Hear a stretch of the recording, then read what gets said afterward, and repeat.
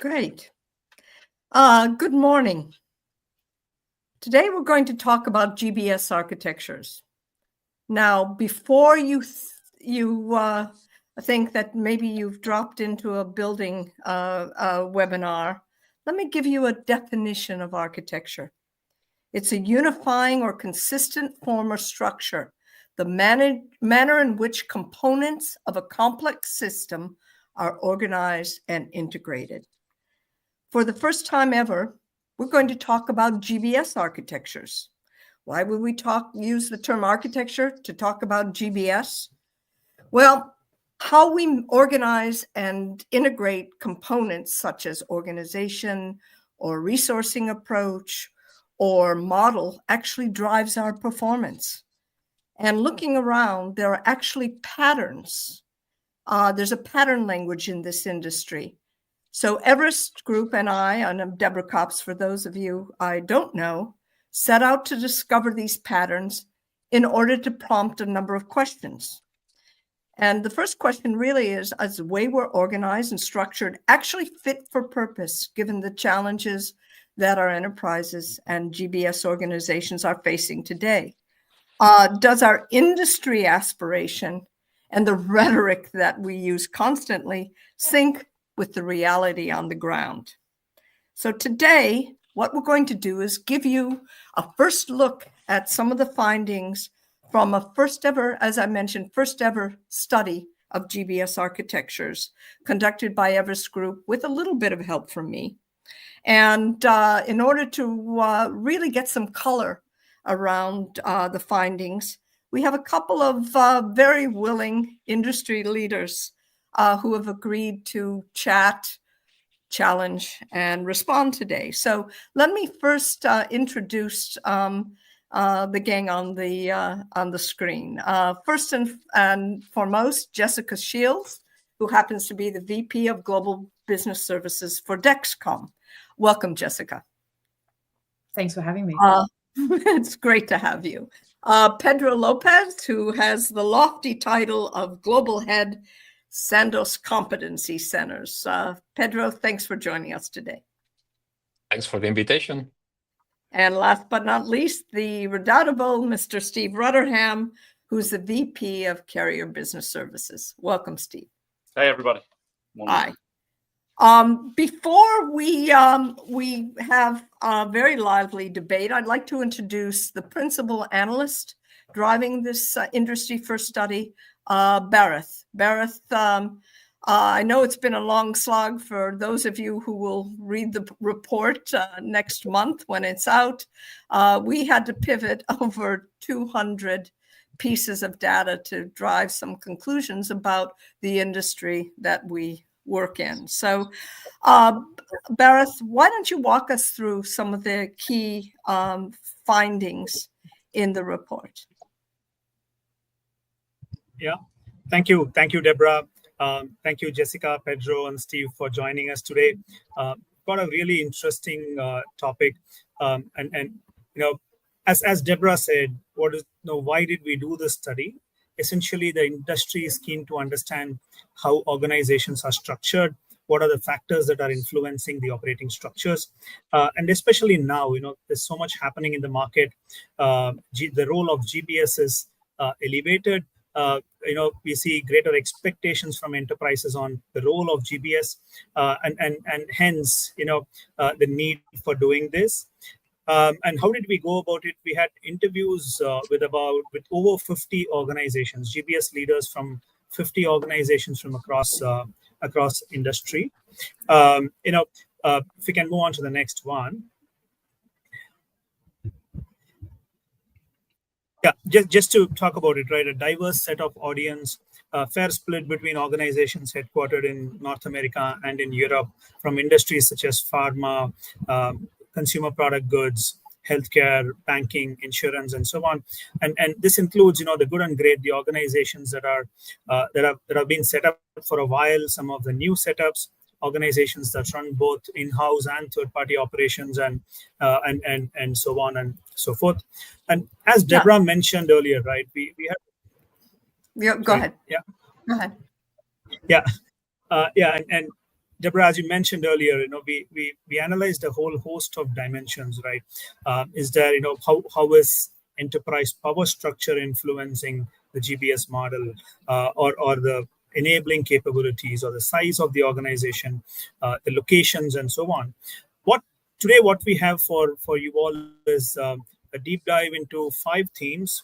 We will talk a bit about how dimensions like organization structure, reporting lines, presence of GPOs, model adoption, and the whole resourcing approach is influencing or having a role in the whole GBS structure. Let's just talk about some of the aha moments from the study, or the key takeaways, key findings from this, right? I'll keep this quick, and we'll pivot into conversations and hearing from practitioners as well, right? Some of the headlines, right? Most GBS organizations remain functionally anchored, right? There is aspirations to get aligned to business, get closer to end-to-end activities, but research suggests, and we will see data as we progress, most organizations continue to be functionally anchored. Finding number 2, the process owner model continues to be the prominent one, but landlording is gaining traction, either pure play landlord setups or in a blended model alongside a process owner setup, right? And we see certain patterns by the type of function that goes into a landlord versus a process owner as well in some cases.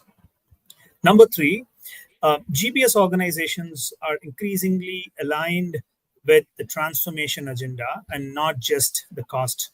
Now, what does this mean as organizations evolve? Are we going to see newer reporting structures? Are we going to see certain tweaks in the way current reporting models really shape up? We have, again, some interesting data points and insights around that, right? The next one, there's always this debate between in-house and third-party. What we've observed through this study, and this is again coming from conversations with 50+ leaders, is there is greater appetite for growing the in-house side of business, but that's not necessarily at the cost of reducing third-party leverage. Hybrid is still name of the game, but we are seeing certain patterns around how the hybrid models are also evolving. There are patterns in terms of how by size of the organization, or by industry, or by structure in itself, how a pure play in-house versus a hybrid model is shaping up. And lastly, right, can't have a conversation on global business services without talking about GPOs these days. We have uncovered from the study that quite a few organizations have GPOs in the GBS, but only about a third of them actually report into them. That's an interesting point to talk about, as the role of GPOs is also getting more and more prominent in the industry. I'll take a quick pause. Deborah, any thoughts from your side? No, as I mentioned earlier, we waded through a lot of data. There are more insights, which hopefully you'll pick up in the report, but we believe these insights are the ones that are really driving the way we're performing today. So, Bharath, why don't you go through a little deeper dive into each one of these? Yeah, let's do that. If we can move to the next one, talk a bit more about the functional alignment. So one of the questions that we asked the participants in the study is about, hey, how are teams in the GBS structured? How are they aligned? About 2/3 of the organizations are functionally aligned. Only about 17% of them are end-to-end aligned, and we see few other alignments, hybrids and regional, or a business line, or a brand. But the headline message here is most GBS organizations are functionally aligned. Now, yeah, and one what of does the that mean, questions really, Bharath? What does that really mean for audience? It means that we have finance shared services, HR shared services. We basically organize to respond to the function. So more on that in a minute.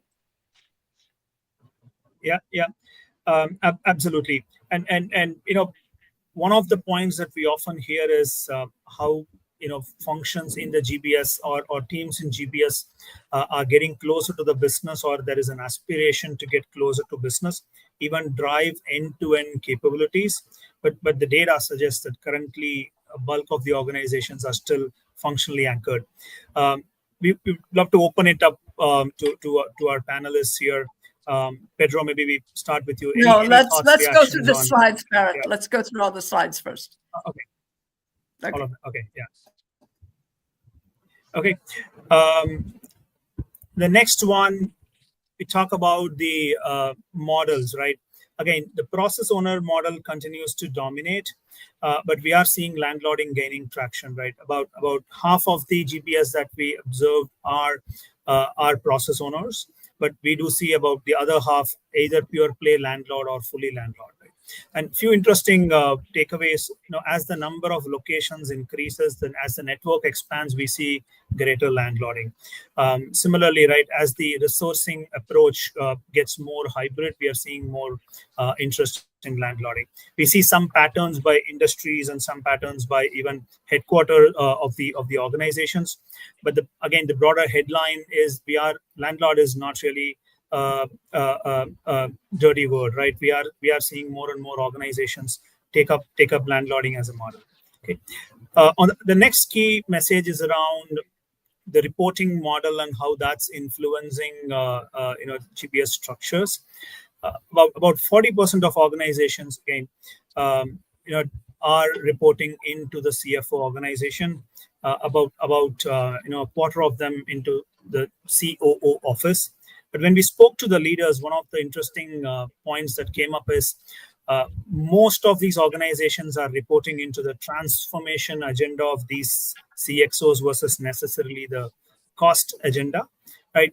We are seeing GBS increasingly being viewed as a transformation driver versus a cost savings agenda. Okay. The next one is around the changes in resourcing strategy. As I mentioned earlier, we are seeing increase in sourcing. More than half of the GBS that participated indicated that they are moving more towards an in-house. But as I said, it's not necessarily rebalancing the whole portfolio, but at least growing the in-house team, maybe for certain activities that are more closer to the business or may have sensitive data that gets worked on. Last key takeaway, and then we'll open it up. This is on GPOs, right? We understand that about 60% of organizations have GPOs in the GBS, but only a third of them necessarily report into the GBS. In the other cases, we see GPOs in the GBS, but essentially reporting back to their function leaders. And there are certain patterns about how the GPOs are also structured. Like we see, again, process owner continues to have a larger share of GPOs, but we see even landlords and blended models continue to house more and more GPOs, right? So again, in summary, just recapping the key points, right? Most organizations continue to be functionally anchored. Landlording is starting to gain traction. GBS is more aligned to transformation versus cost. We are seeing an increasing appetite for the in-house model. And lastly, GBS organizations are housing GPOs, but they're not necessarily reporting into them. Thanks, Barrett. So let's hear from our panelists what they think about these data, how they interpret it. And Steve, if you can join us on picture, that'd be great. But if not, we'll take you like you are. All right. Okay, I can see myself on video if that helps, but all right. let me play around while we're chatting. Okay, that's all right. First question. I mean, we talked about organizational alignment, and you go to any conference, and all we talk about is getting close to the business, creating value from the business.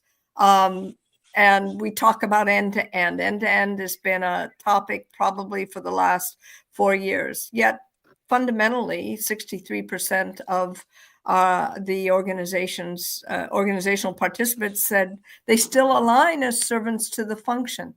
Function is still our North Star. Maybe that's due to the fact that many GBSs were cobbled together by consolidating shared services. But what do you think about that organizational alignment? Is this just overhang from the origins of GBS, or are we relegated to being servants of the function organizationally? What's your thought?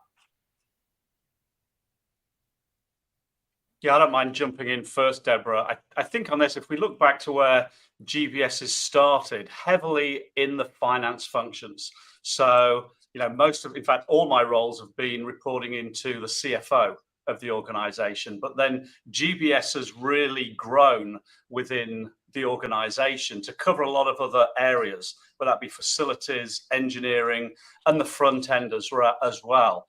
And I think it needs to be a little bit agnostic of where you align in terms of reporting structure, but really where is your contacts, where's your collaboration with? So this comes down to a lot to do with your stakeholder management, I would say, and how can you drive your influence around the organization. But I'm not sure if I'll ever certainly within this company or even with the last, move away from the CFO and within finance. But it's then how we market ourselves and what value can we bring to the organization in order to have that impact elsewhere as well. Well, let's separate reporting line from the way we organize. When I look at most GBS organizations, they have a finance shared service, whether they report to the CFO or the COO, they have a finance shared services and HR shared services. Steve, you made the point that to some extent, it doesn't matter. Pedro, Jessica, does the way we're organized, does it really allow us to achieve our ambition as partner to the business? From my perspective, I think it does. I'm a big believer that the way we're organized will help us to achieve the agenda. And I have a different opinion when it comes to reporting lines, which we can talk about later. But we've moved through a couple of different ways of being organized. And I've seen in the past, in other organizations, historically, if they've been around and they've operated under a GBS model for some time, it has been functionally driven because we're starting with a seed function and then we tend to build out from there. So in those cases, it's been a little bit more driven by the function. Recently, and with Dexcom, we've seen that it's been very different. And that's probably because when we started the journey, we said, well, the GBS is going to serve the business overall, and we want to look multifunctionally at how we run it.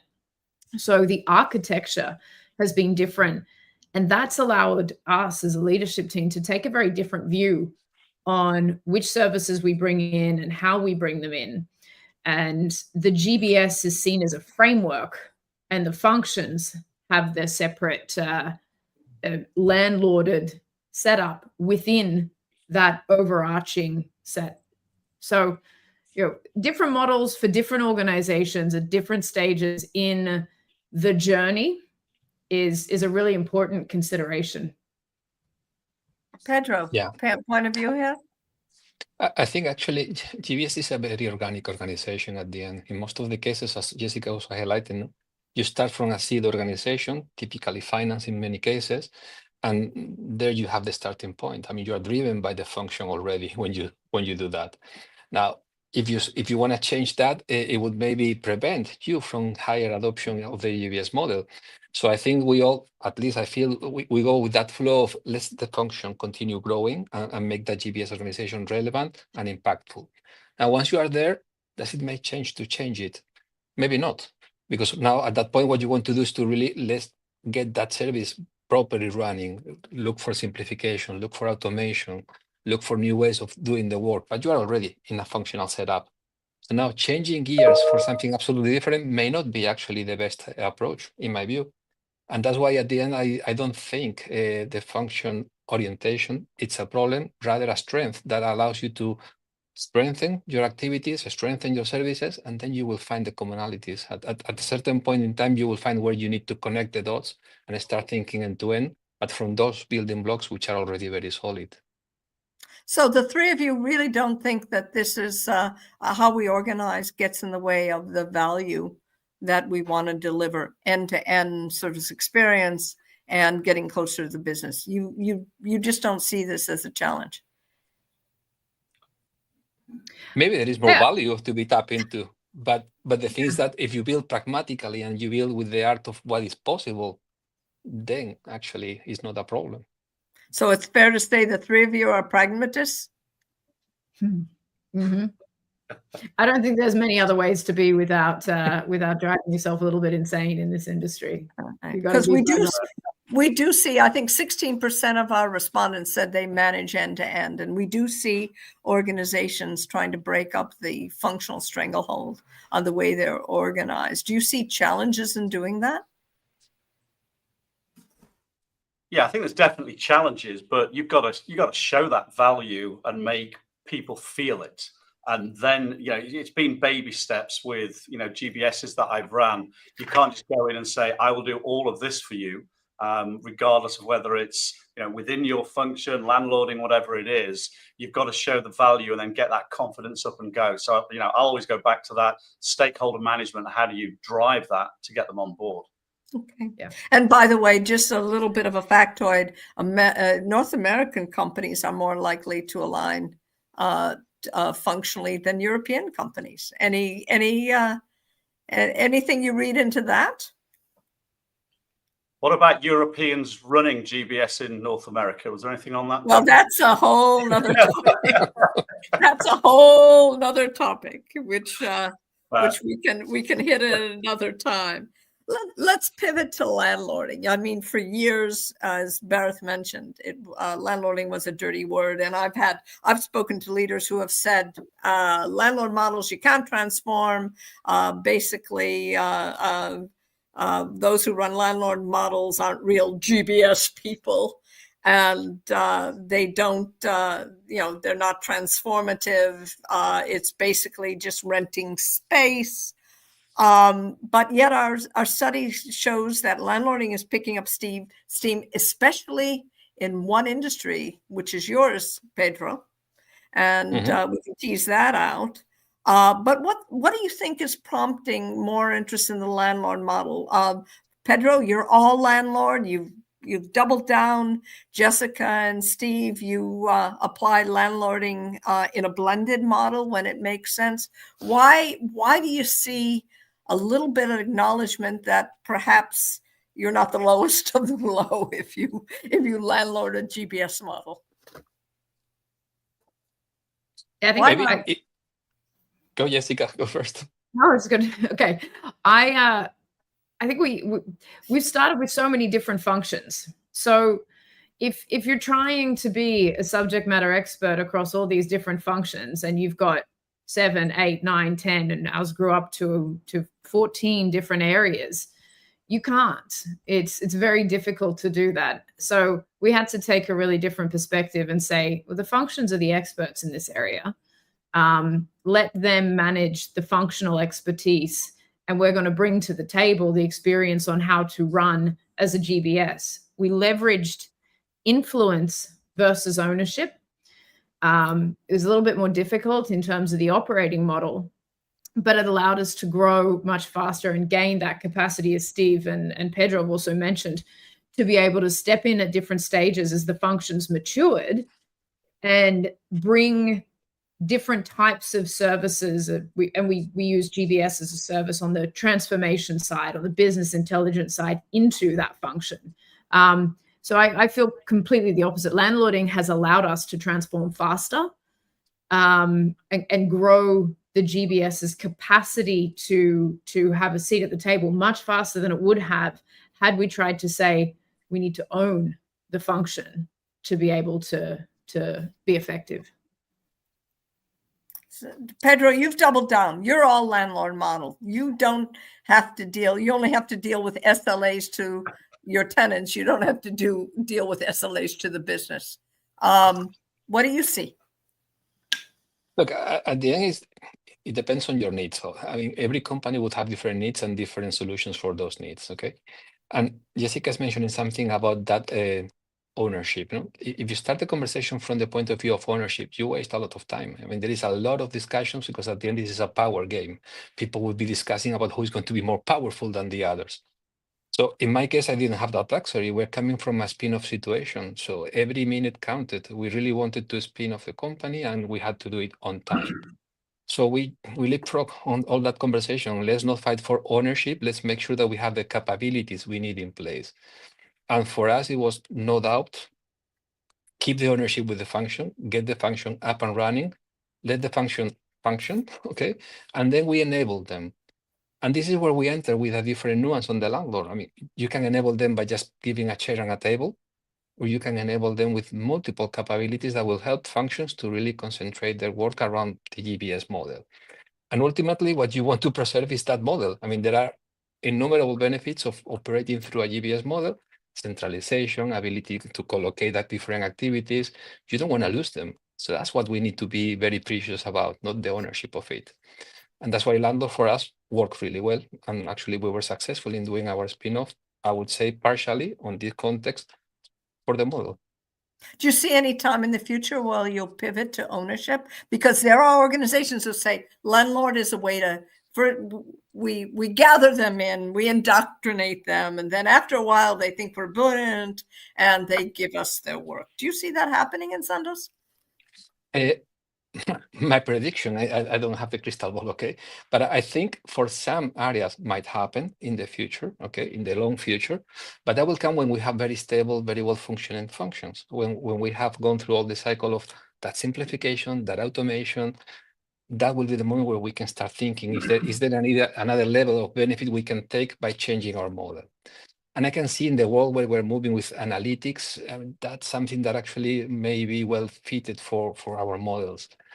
Or you can see all these transformational approaches now with generative AI, that it will require different conversations. But for us as a company, we're not there yet. So I don't predict in the short term to change model. Steve, what does your landscape look like? So it's interesting, just building on Pedro's comment, I've had experience in the past where you've tried to expand the scope of GBS and people aren't interested. They're like, no, I don't want to put that into GBS. And then 6 months later, they've said, oh, I want to offshore this. I want to put it into India. I see the talent that's there. Can I put it in the center? Can you help me? You would use the word enablement, Pedro. Can you help me enable not only with the seats, the PCs, that type of thing, but then the process improvements that we've been running, they see the value there. So, we're able to add to it that way. So if you take kind of the reporting lines out of it and you talk about the enablement, you talk about the community that's there, then it starts to thrive. And I'm certainly seeing that, currently we're seeing a lot more of the finance functions looking for where can I put COEs, where can I centralize them, that type of thing, and using CBS centers that we've got versus putting them into my structure. So in other words, you see yourself as a steward to the enterprise, helping them globalize their work, whether you do it for them, you do it to them, or you do it with them. Yeah, absolutely. Yeah, they don't need to have that reporting line in. We just need to provide kind of that structure for them to thrive in. Absolutely. Do you see a progression over time, or is a blended model an end state for you? I don't know whether we've set an end state. I think it's working now. We'll continue with that. And I don't think there's a kind of like a North Star of thou shalt be blended or thou shalt all report into to GBS. So we're kind of in the midst of the journey at the moment, and we're learning as we go along. Jessica, yeah, go ahead. I was just going to say, I got to challenge that your comment around what do you see as being the end state. I think that it's so difficult to be able to tell what an end state is going to be as well. We don't know what our businesses are going to look like in 2 or 3 years' time. And what I like about the landlord model is it allows you to pivot really quickly with the business. So I'm a big believer that we got to look at these models every 2 or 3 years and say, okay, what works now? Or maybe faster than that. I don't know, but it's constantly being looked at and iterated upon as we consider each function's maturity and what's changing, as Steve said, around business intelligence and these different areas that enable the business, and how our role as a as almost an internal consultant to help them mature the processes once they're in the network. It might change. They might say, you know what, take it. We want you to handle it. We haven't crossed that bridge yet, but it could happen. It could happen. Well, you bring up a topic which has been kind of nagging at me and Barath as we've gone through the data. You could say that our GBS model is about 10 years old now. I mean, it hasn't really changed. Do you see, is it time to start changing? I mean, you've talked, Jessica, you've just spoken about being agile, changing the model, yet we're kind of hardwired into the way we operate. The three of you have any opinion on whether the GBS model more broadly is fit for purpose and what we might do to make it more agile other than landlording? I think it has to evolve, actually. And for now, I see that point of evolution in the landlording. But through landlording, as I said before, there are different ways you can do things. No? So I see we have to evolve in what type of capabilities are we going to put there in that model. We always talk about, okay, we do project management. That's basic. Everyone is learning today how to do project management, and they can do themselves very much. You can start thinking about transitioning work. Okay, that's something that even the functions they have learned already how to transition themselves. They need a little support. So it's our duty actually to grow in the sophistication of capabilities that will enable them to continue operating in these centralized models. No? So we can start thinking about more transformative approaches. I was saying before how we introduce generative AI into the delivery of services. So things that functions may not know yet, now we can do what we did 10 years ago. We need to learn them, we need to provide them, we need to spread them, embed them into the organization, and then we will have to think, and now what?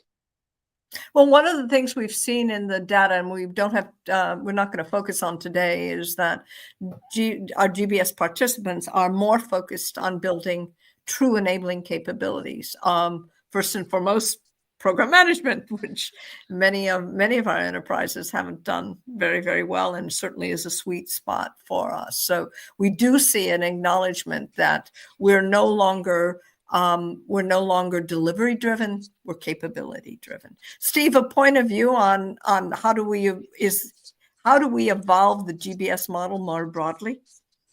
Yeah, it's interesting. After a couple of the conferences this year we've been at, and I'll say it depends on the maturity that you're at, because I'm talking to quite a few GBS leaders at the moment that are right at the beginning of their journey. And you kind of, when you've been on this journey, as we all have for many years, you kind of assume everybody's with you. You've done the cosplay, you've gone through kind of almost the distraction of AI.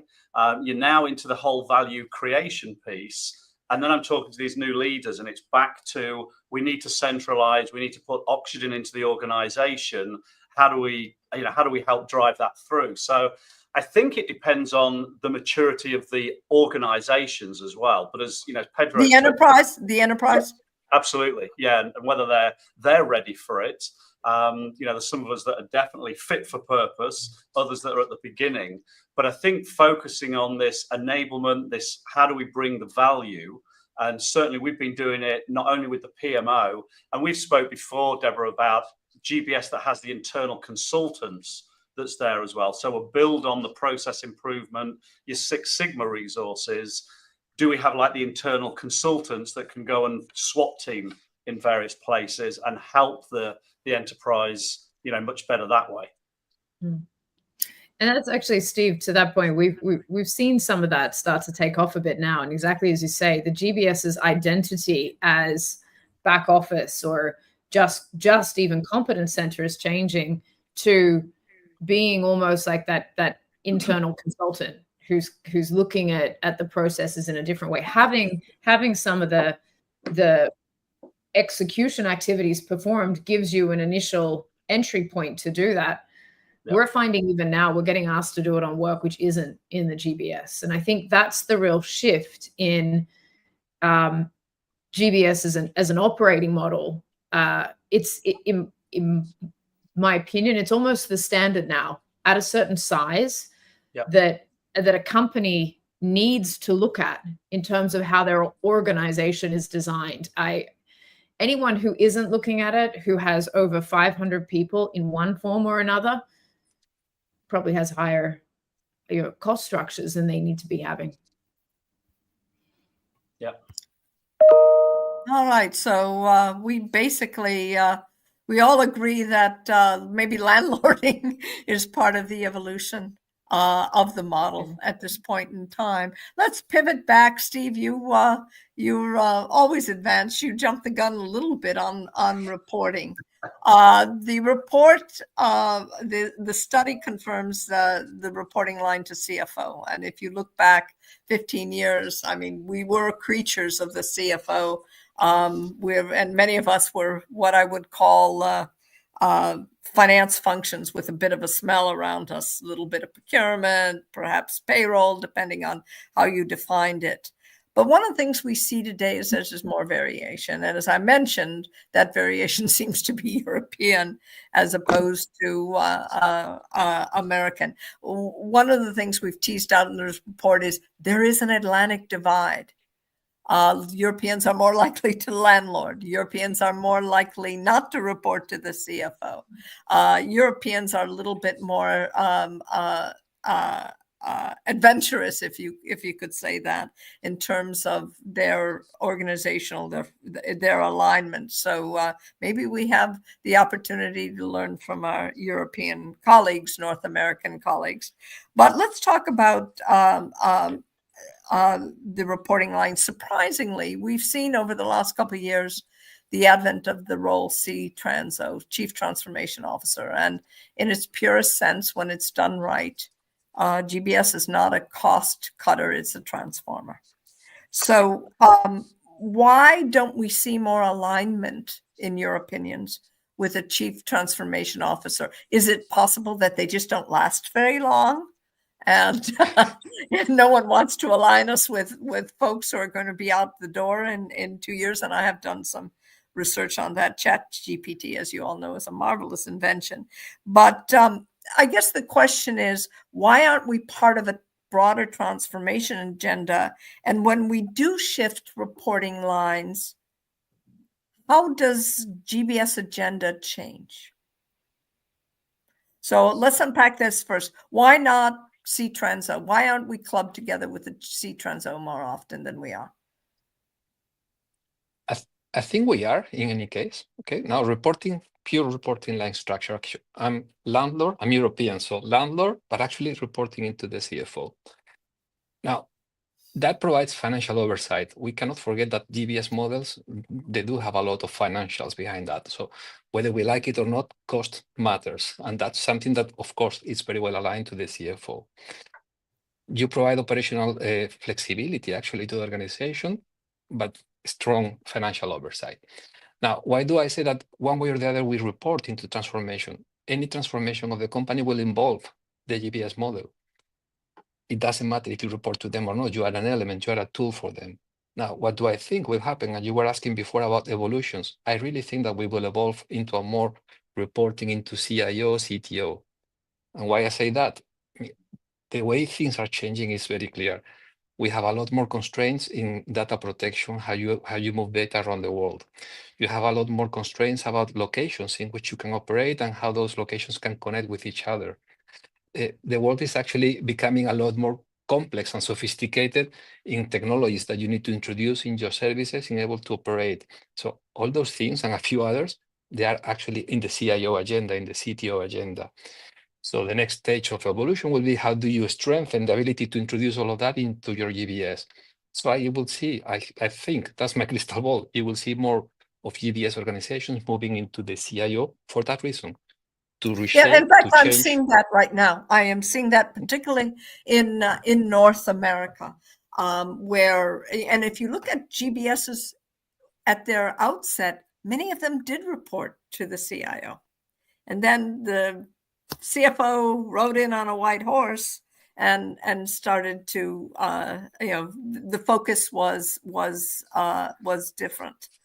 Steve, a point of view on this? Yeah, I mean, the chief, I'll go back to my evolution of the enterprise, is the chief transformation officer I haven't seen that many around. I mean, I actually went to one of our Maybe they partners. don't last very long. That could be it, you know. It could be. I see them at the finance transformation level. I see a lot of those people, but then global transformation then report into kind of like the chief strategist officer. And then suddenly GBS is in danger of being 3 or 4, levels down. And traditionally, we've always been the plus ones within there. But last week, I did go and present GBS to somebody that was just starting, and it was a chief transformational officer on the management team where GBS was reporting. So it was good to actually see that. That was the first time I'd seen that within the US. But I don't see it as enterprise wide as much as probably we should for GBS to fit in there. I mean, I've seen C-Transos basically trip over GBS, and so you question whether they should be aligned together rather than separately. Very quickly, do you see any, as the reporting line shifts, would you foresee any changes in the GBS agenda or no? Was that back to me or? Whoever, you fight over it, all right? Yeah, go ahead, Pedro. You started to answer that one. I think the agenda will change for sure. I mean, the agenda, once you have a set of services in place, the agenda will be, if you move into that direction, will be actually disruption. It will be, we'll talk about 50, 70% new efficiencies through artificial intelligence. Okay, so that has to happen. And maybe it's not 50, maybe it's 30, depending on what you manage to achieve. But that agenda has to be aligned in order to get in that direction. And if we don't put emphasis and intent in going there, it will not happen. So in short, yes, the agenda has to change. Or does the agenda change and then that changes the reporting structure as the company goes more digital or elsewhere? Good question. Yeah. Could go that way. Sorry, Jessica. I think I was going to say that's exactly what I think can happen as well. As the company's agenda changes, the reporting line can change. But we can't undervalue the impact that it has with, say, a CFO and their agenda versus a chief operations officer and their viewpoints.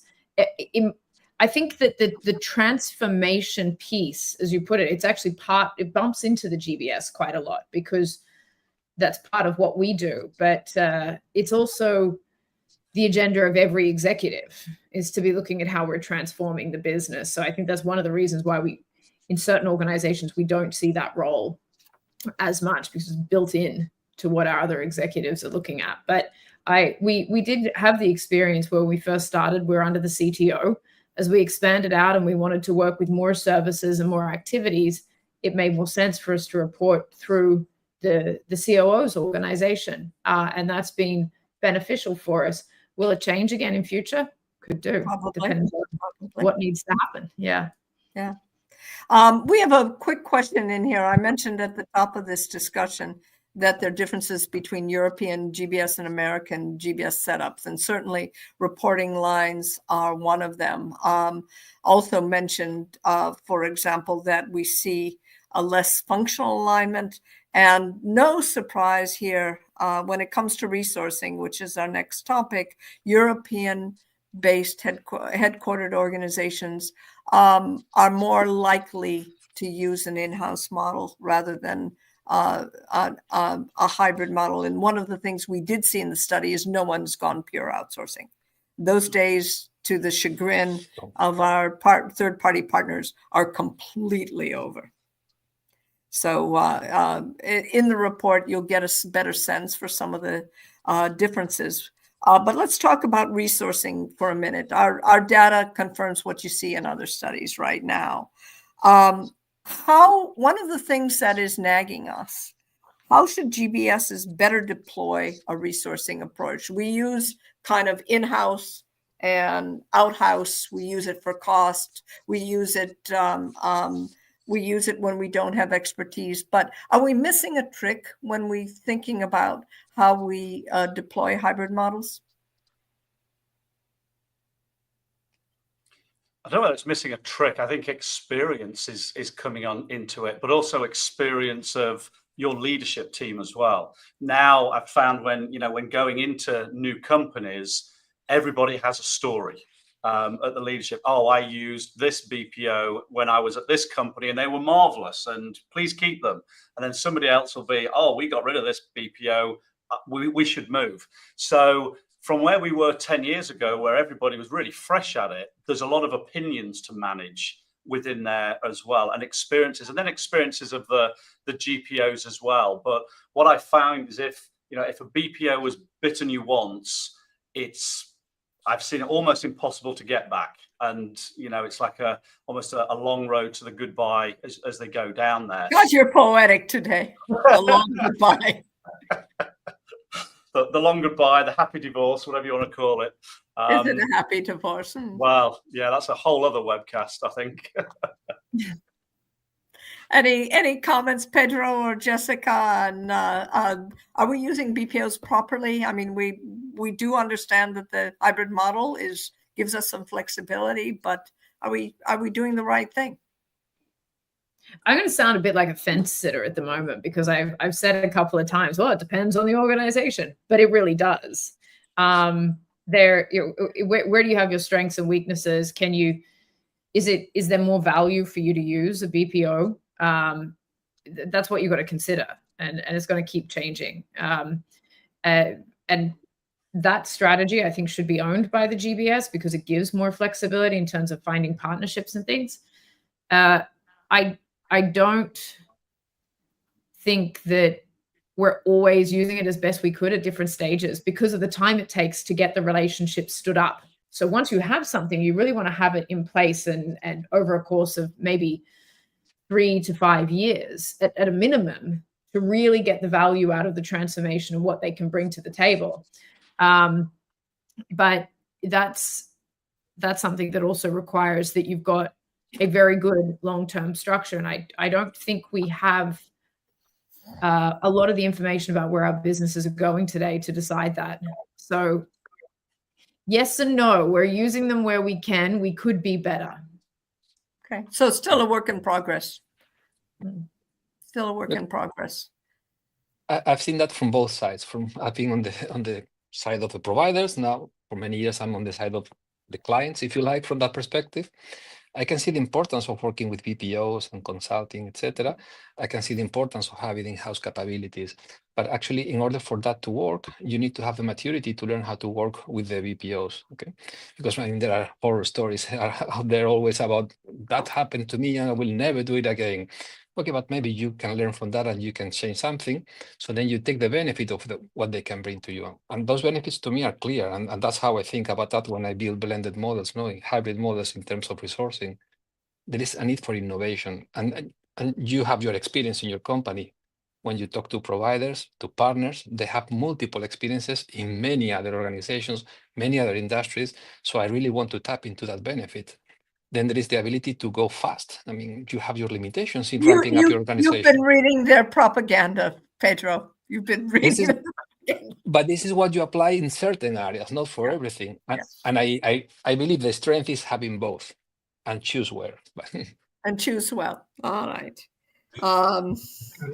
And last Deborah, question. Yeah, go ahead, Steve. Right, just a quick housekeeping point, right? For all the listeners, we've got a complimentary offer, summary of the key findings that we are discussing today. Do check out the link on the comment box and request for a copy of that. Sorry, I thought I'll just bring that in. Deborah, back to you on the last theme. Yeah, last question is GPOs, which is the gift that keeps on giving.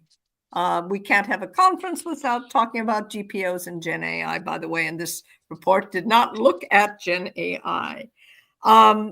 What's surprising to us in the study is while 60% of enterprises that our participants are part of, only 1/3, 60% have GPOs, but only 1/3 report into the GBS. What's prompting that, and what do you make of that? You would think that if we're process folks, we would have GPOs reporting into us. What's going on? I think it depends if you want a enterprise-wide transformation going on. Excuse me. The last company that I worked with, we had a global process model where there were GPOs outside of GBS, I had the usual end-to-end of order to cash and source to pay with data management, etc. But where there was engineering, the sales, selling cycle, commercial, all those type of thing, they were never going to come into GBS as a GPO. But what we had was this global process model that reported up through or governance rather, by the CFO. So you've got to have somebody on that senior leadership board that can run it. So that actually worked really well. And every month we'd meet as a GPO team or a community and talk about, what we were chasing after. But I think you need that sponsorship and leadership for it to work. Otherwise, you've got a very fragmented process. Interesting insight that maybe they belong outside of GBS. Jessica, Pedro, any view on this? I think for us, we've got some sitting in the GBS, the competence and the capabilities there. But again, it's the GPOs are working so closely on the functional agenda. So connecting it end to end and creating the value across the business. We've got some work to do. I think that's what GP. It's a bit late here.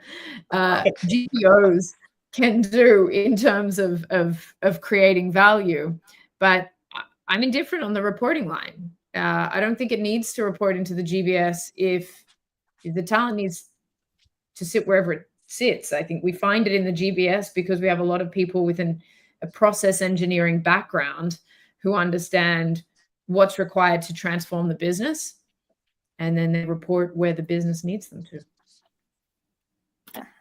Any other comment on GPOs out of GBS, which was surprising to us? I think they need a level of independence, Deborah. At the end, as a GPO, you have a difficult work to do, actually.